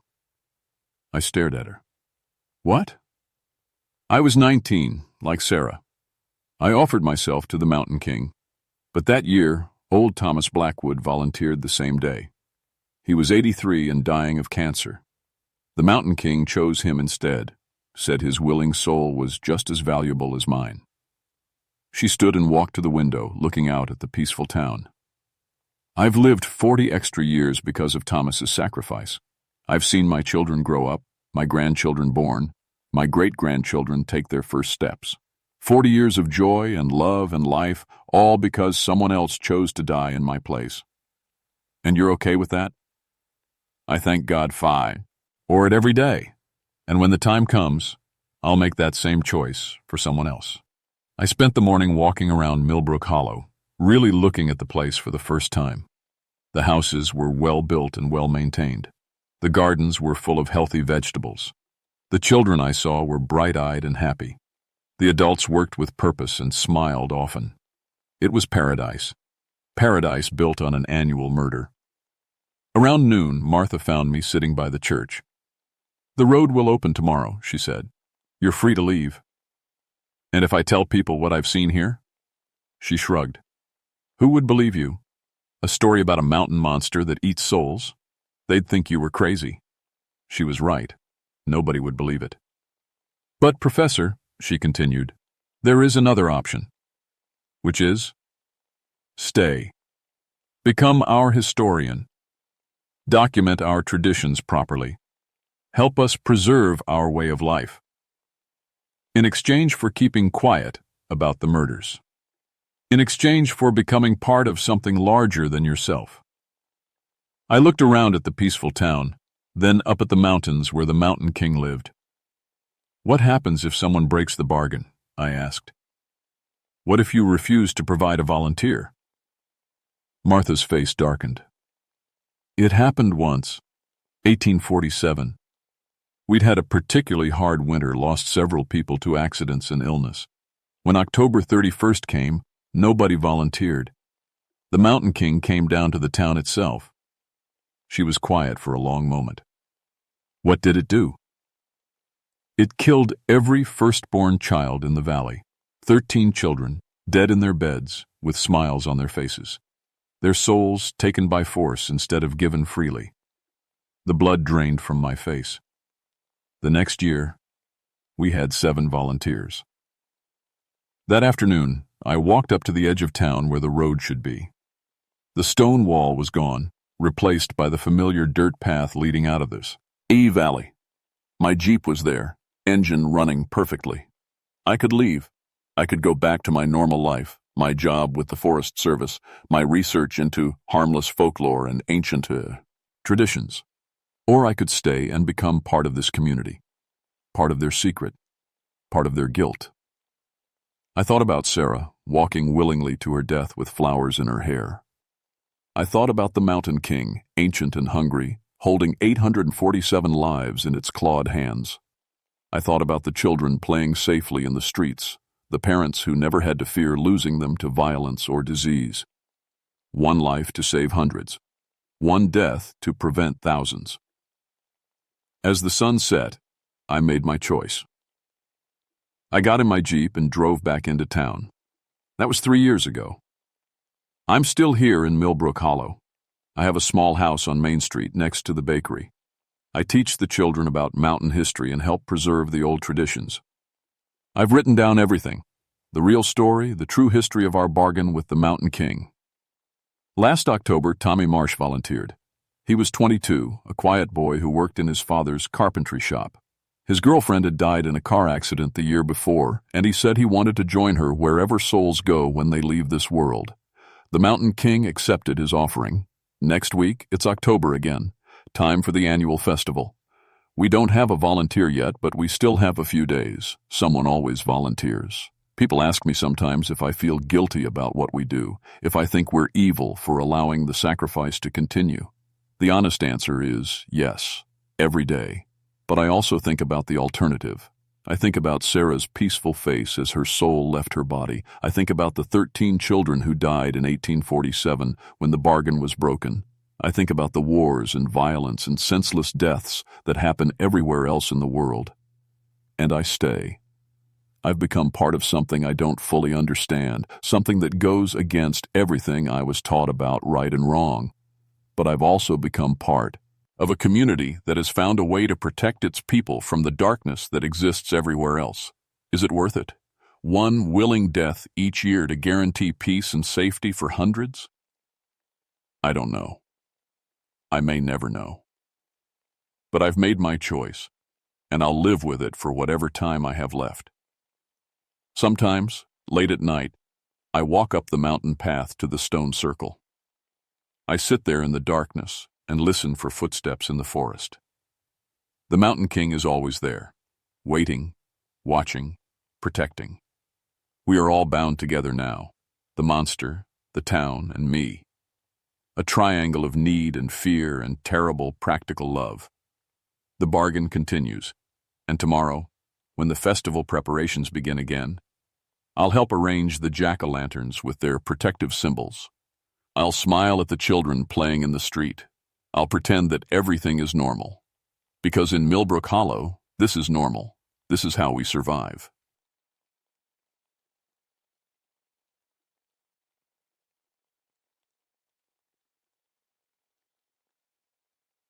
My name is Ezra Grimwald, and I need you to know that everything I'm about to tell you really happened. 3 months ago, I was just a college dropout who took a job with the Forest Service to keep out of Vietnam. I thought the worst thing I'd face out here was bears. I was wrong. They stuck me at Blood Mountain in Pisgah National Forest, way up in North Carolina. Trail maintenance, they called it. Lowest job they got. Perfect for a rookie like me who didn't know a Douglas fir from a dogwood when I started. My partner, Bill Hendricks, had been doing this for 15 years. Good man, patient with stupid questions. Our cabin sat 50 miles from anything you'd call civilization. 1 room, wood stove, 2 bunks, and a CB radio that worked when it felt like it. The old Civilian Conservation Corps built the place back in the 30s. Bill told me stories about those Depression boys, how they came up here with nothing, worked their hands raw building trails and bridges. Some winters were so bad they nearly starved. February 1969 hit us like God's own hammer. Weather Service called it the worst blizzard in 50 years. 40 below zero, winds that could knock a man down. Ice brought down the radio tower our first day trapped. After that, we were on our own. "Don't worry, kid," Bill said, checking our supplies. "Got enough food for 2 weeks easy. Storm can't last that long." But it did. By day 12, we were down to crackers and canned beans. Bill went out to check the supply shed, see if we missed anything. The wind was howling so loud I couldn't hear him walking around out there. I kept the fire going, melted snow for water, tried to stay useful. That's when I heard him calling. "Ezra! Ezra, come help me!" His voice sounded strange, stretched thin, like someone pulling taffy. But Bill was in trouble, so I bundled up and went outside. The cold hit me like a punch to the chi. St. Snow was coming down sideways and I couldn't see 10 feet. I followed his voice toward the supply shed, but when I got there, nobody was around. Just footprints in the snow, filling up fast. "Bill!" I shouted. "Where are you?" "Over here, Ezra, come quick." The voice came from deeper in the woods. I followed it, but something felt wrong, the way he said my name. Bill always called me kid or rookie, never Ezra. I found the supply shed door hanging open, banging in the wind. Inside, cans were scattered everywhere, like something had torn the place apart looking for food. But no Bill. "Bill, this isn't funny." No answer, just wind and snow. I followed his tracks back toward the cabin, but halfway there, something made me stop. The footprints were changing, starting out normal, boot-shaped. But the farther they went, the more they looked like something else. Longer, with marks where claws might be. My hands were going numb even through my gloves. I stumbled back to the cabin and slammed the door. "Bill," I called out. Empty. I checked everywhere, both bunks, behind the stove, even under the table. His coat was still hanging on its peg, his boots were by the door, but Bill was gone. That night I kept the fire burning bright and listened to the wind. Sometimes it sounded like voices, sometimes like screaming. I told myself it was just the storm playing tricks. But then I heard it again. "Ezra, let me in. I'm so cold." Bill's voice right outside the door. I grabbed the flashlight and looked out the small window. Nothing but swirling snow. But the voice kept coming. "Please, Ezra, I'm hurt. I can't feel my hands." Something was wrong with how he talked. The words came out too slow, like he was thinking hard about each one. Bill was a fast talker, always had been. Used to joke he had to get his words out before his brain forgot them. "Where were you?" I called. "Through the door." "I looked everywhere. Fell down a hill. Hit my head. Please. So cold." I wanted to open that door. Bill was my partner. Maybe my only friend out here. But something held me back. Call it gut feeling. Call it the way my skin was crawling like bugs under my clothes. "Bill, tell me something only you would know." Long pause. Too long. Don't know what you mean." "You told me a story about your first week on the job. What happened?" Another pause. Then, "Please, Ezra, I'm dying out here." Bill had told me about getting lost his first week, spending a night up a tree because he heard something big moving around below. He called it his "Welcome to the Woods" story. Bill would remember that. Whatever was outside my door, it wasn't Bill. I backed away from the window. The thing outside kept talking, but now I could hear it wasn't right. The voice was perfect. Bill's rough smoker's rasp, his way of dropping the G off words ending in ing. But underneath, something else, like an echo in a cave. "I know you're scared, Ezra, but it's just me. Just Bill." "Go away," I whispered. "What's that? Can't hear you." "I said go away." Silence. Then footsteps in the snow, walking around the cabin. Slow, heavy steps. They stopped right under the window. "You're being silly, kid. It's cold out here." Kid. He called me kid. For a second, I almost believed it was him. But then I remembered something that made my blood turn to ice water. When I found the supply shed torn apart, when I followed those tracks that changed from boots to claws, I never saw Bill's body. Never saw blood. Just those weird footprints leading into the dark woods. So where had Bill been this whole time? And if this thing outside wasn't him, then what happened to my partner? The footsteps moved away from the cabin. I waited, hardly breathing, until I couldn't hear them anymore. Then I pulled on my heaviest coat and grabbed the big flashlight. I had to know. Following the tracks was easy enough. The snow had slowed down, and whatever made them was heavy enough to leave deep prints. They led straight into the pine trees behind our cabin. About 50 yards in, my light caught something hanging from a branch. Bill's red flannel shirt, torn to pieces like something with claws had worked it over, but no Bill inside. I kept following the trail, found his pants hung up on another tree, his thermal underwear scattered in the snow like confetti. And finally, way back in the dark where my flashlight barely reached, I found him. Bill was hanging upside down from a thick pine branch about 10 feet off the ground, hung up like a deer after hunting. His skin was white as the snow below him, and his eyes were wide open, staring at nothing. But here's the thing that made me throw up right there in the snow. His face was gone. Not cut off, not torn away, just gone. Like someone had reached in and scooped it out, leaving smooth skin behind. No nose, no mouth, no eyes. Just blank skin stretched over his skull. I ran back to the cabin as fast as I could move through the snow, slammed the door and pushed the table against it, threw more wood on the fire until it was burning bright enough to hurt my eyes. That's when I heard Bill calling again. "Ezra, where did you go? I've been looking everywhere for you." But this time the voice came from inside the cabin. I spun around, heart hammering against my ribs.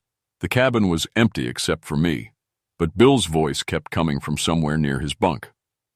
"Ezra, what's wrong with you? You look like you've seen a ghost."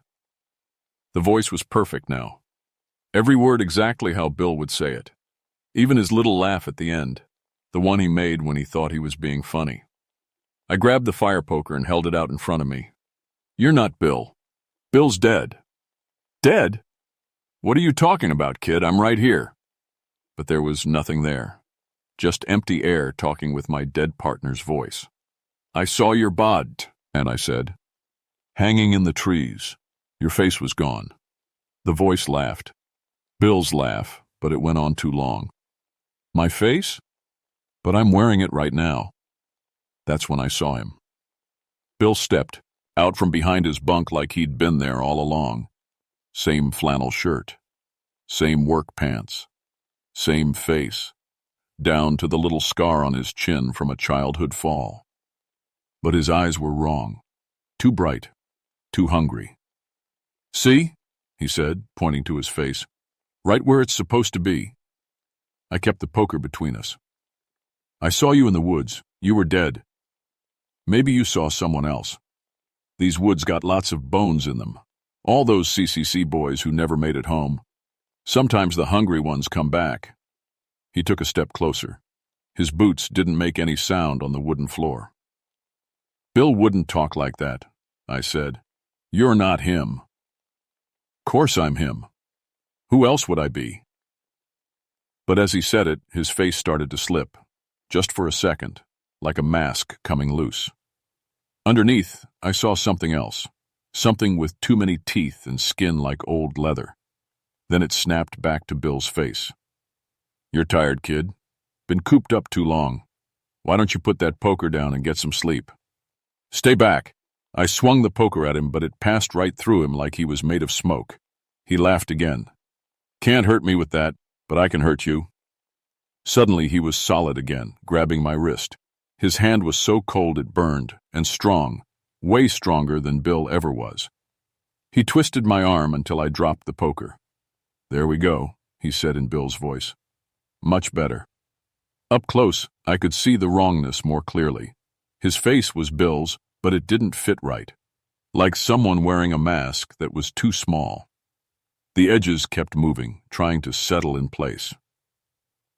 "What are you?" I whispered. "Hungry," he said, and his mouth opened way too wide. "Been so hungry for so long. You know what it's like to be hungry, Ezra? Really, truly hungry? When your belly eats itself and your mind goes fuzzy and all you can think about is food." I tried to pull away, but his grip was like iron.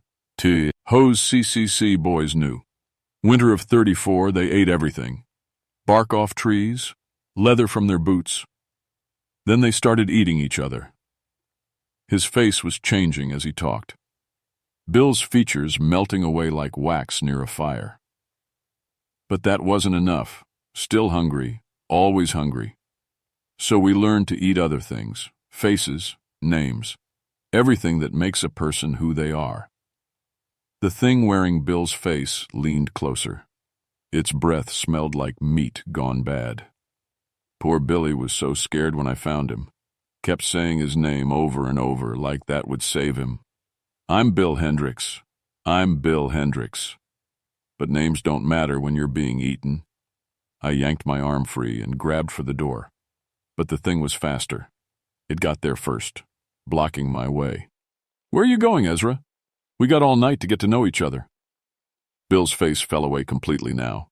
What looked back at me was something out of nightmares. Skin stretched tight over jutting bones, eyes like black holes, mouth full of teeth that belonged in a shark, not a man. "I'm going to eat your face first," it said in a voice like grinding glass. "Then your name. Then everything you ever were. And when I'm done, nobody will remember Ezra Grimwald ever existed. It reached for me with fingers that had grown into claws. I dove under its arm and made it to the stove, grabbed the poker, and knocked the fire door open. Burning logs spilled out onto the floor. The thing screamed, a sound like metal tearing. It jumped back from the fire, and I saw why. Where the light touched it, its skin started to smoke. "Don't like fire much, do you?" I said. It hissed at me, showing all those shark teeth, but it stayed back. I grabbed a burning log with the poker and held it out like a torch. "Get away from the door." For a moment, we just stared at each other. Me with my makeshift torch, it with its face full of hungry darkness. And then it smiled. And when it did, I saw other faces moving under its skin. Men I didn't know, but who looked scared and lost. All the people this thing had eaten over the years. Fire won't last forever, Ezra. And I got all the time in the world. It backed into the corner and squatted down like an animal, waiting. I looked at the door, then at my small torch. The storm was still howling outside. Even if I made it out of the cabin, where could I go? 50 miles from help, in the worst blizzard in 50 years. But staying here meant being eaten alive by something that shouldn't exist. I grabbed my coat with my free hand and made a choice. I threw the burning log right at the thing's face and ran for the door. It screamed again, but I was already outside, running blind into the storm. Snow hit me like needles, and the wind tried to knock me down, but behind me I could hear the thing coming. Its feet made wet slapping sounds in the snow, too fast for anything human. I stumbled through the trees, branches tearing at my coat. The cold was so bad it felt like my lungs were freezing solid. But I kept running because the alternative was being eaten alive. Then my feet went out from under me. I rolled down a steep hill, bouncing off rocks and tree stumps until I crashed into something hard. When I looked up, I was lying against the wall of an old building. Looked like it had been abandoned for years. Broken windows, roof half caved in. But it was shelter. I crawled inside and tried to catch my breath. The place was full of old junk. Rusty tools, rotting wood, some kind of machinery I couldn't identify. And bones. Lots and lots of bones. Human bones. In the corner, I found a pile of old papers, records from the CCC camp. I read them by the light of matches I found in my pocket. The winter of 1934 had been brutal. Worse than this one. Supply trucks couldn't get through for months. The boys up here had run out of food by January and started eating anything they could find. The records got stranger as winter went on. Morrison went missing last night, found his cloant. This by the river, but no body. Something took Jenkins right out of his bunk. Nobody heard a sound. We are not alone up here. God help us, we are not alone. The last entry was written in shaky handwriting. It wears our faces now. It speaks with our voices. Don't trust anyone. Don't trust yourself. The hunger never ends. A sound outside made me look up. Footsteps in the snow, coming closer. Ezra? You in there, kid? Bill's voice again. But I wasn't falling for it twice. The thing appeared in the doorway. Still looked like Bill, but I could see the wrongness now. The way it moved, too smooth, like it was floating. The way its shadow was the wrong shape. Found you, it said, smiling with Bill's mouth. Took longer than I thought. You're pretty fast for a soft college boy. Stay back, I warned, holding up a match. It laughed. One little match? That's your plan? But I wasn't looking at the match. I was looking at all the old junk around me. Broken furniture, rotting wood, paper records going back 30 years. This whole place was ready to burn. Maybe not just one match, I said, and dropped it onto a pile of papers. The flames caught fast, spreading to the old wood and furniture. Soon the whole building was starting to burn. The thing screamed and backed away, but I was already moving. I grabbed an old axe handle from the floor and swung it hard at the creature's head. It connected with a wet crunch, and the thing stumbled backward into the flames. Its bill face started melting away like hot plastic. Underneath was something that had never been human. 12 feet tall, all bones and black skin. Its chest was covered with faces, dozens of them, all moving and trying to scream. You can't kill hunger, it hissed at me. Hunger never dies. Maybe not, I said, but I can sure make it hurt. I swung the axe handle again, this time at its legs. It went down hard, crashing into more burning debris. The fire was spreading fast now, and smoke was filling the building. The Wendigo, because that's what it was, had to be, thrashed around in the flames. Every time the fire touched it, its skin bubbled and hissed. The faces on its chest were screaming now, all those people it had eaten over the years. I ran for the door as the roof started to come down. Behind me, the thing was making sounds no living creature should make, like all the pain and hunger in the world rolled into one voice. Outside, the storm was dying down. I could see stars between the clouds for the first time in 2 weeks. Dawn was coming, and the fire was spreading to the trees around the old building. I walked back toward where I thought the cabin was, following the glow of the fire. My hands and feet were going numb, but I was alive. That had to count for something. They found me 3 days later, half frozen and talking crazy. Forest Service helicopters spotted the smoke from the fire and came to investigate. I was sitting in the ruins of our cabin, which had burned down too. Don't remember how that happened. Official reports said I suffered severe hypothermia and hallucinations. Bill Hendricks was listed as missing, presumed dead in the storm. They never found his body, but that didn't surprise anybody. Lots of folks get lost in those woods and never turn up. I lost 3 fingers to frostbite. Can't feel much in my left hand anymore. Small price to pay, I suppose. They offered to transfer me to a warmer station, but I quit instead. Couldn't handle being in the woods anymore. Every shadow looked like something hunting. Every voice in the distance might be wearing someone else's face. I moved to Charlotte, got a job in an office building, 30 floors up, surrounded by people and lights and noise. Safe. But sometimes, late at night, I wonder if I really killed that thing. The Wendigo talked about hunger that never dies, about eating people's faces and names until nobody remembers they ever existed. I've been trying to remember Bill's last name for weeks now. Used to be clear as day in my head. Bill something. Bill. It's getting fuzzy around the edges, like an old photograph left in the sun. And there's been other disappearances up around Blood Mountain, hikers going missing during bad weather, hunters who never come home, always in winter, always when the storms are worst. The Forest Service says it's just the cold. People get lost, freeze to death, animals scatter the bones. Happens all the time. But I know better. Something's still up there, waiting for the next person to wander into its territory. Still hungry after all these years. Still wearing faces that don't belong to it. If you're ever up that way, Blood Mountain Trail in Pisgah National Forest, and you hear someone calling your name during a storm, don't answer. Don't go looking. Don't trust the face you see, no matter how familiar it looks. Because some kinds of hunger can't be satisfied. They can only be fed. My name is Ezra Grimwald, and I survived something that shouldn't exist. I'm telling you this story because somebody needs to know the truth. Before I forget it too,